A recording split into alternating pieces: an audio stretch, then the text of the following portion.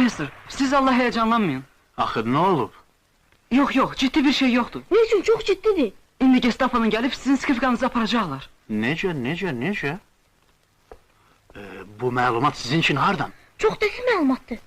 Skripkanızı verin, aradan çıxardaq. Dayanın, tələsməyin. Gərək hər tərəfli fikirləşək. Siz heç təsəvvürünüzə də gətirə bilməzsiniz ki, bu nə qədər qiymətlidir.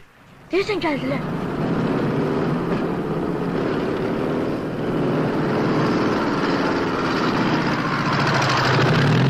Qulaq asın. Diqqətlə qulaq asın. Mən indi sizi dal qapıdan ötürəcəyəm. Orada pəncərə var, qonşunun damına çıxır. Ancaq tullanmalı olacaqsınız. 3-cü bağda məni gözlərsiniz. Bəs skripka? Sonra. Gedin.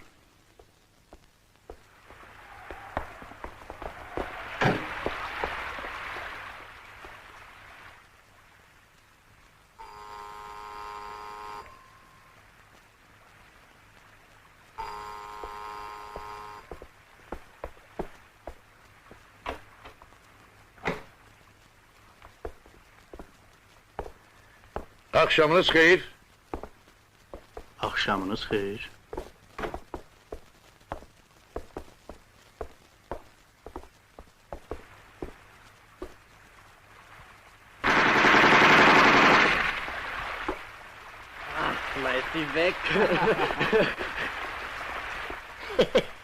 Əsgərlərdir, pişiyi güllələdilər.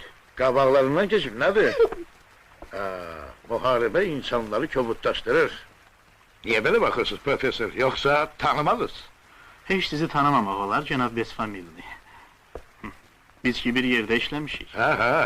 Siz musiqi işlərinə baxırdınız, konservatoriyada.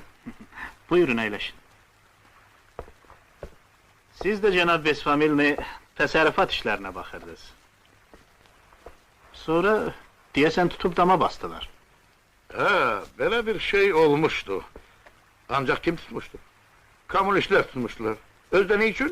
7 put kömürü oğurladığıma görə, yadımdadır. 7 ton. Səhv eləmirəmsə. Nə təfavütü var? Ancaq zaman değişir, cənab profesör. İndi mən onları özəllərimlə damlayıram. Keyfi istəyəndə asırda. Söhbət onda deyil, şkil. Profesör siyasətdən uzaq adamdır. Profesoru maraqlandıran ancaq musiqidir.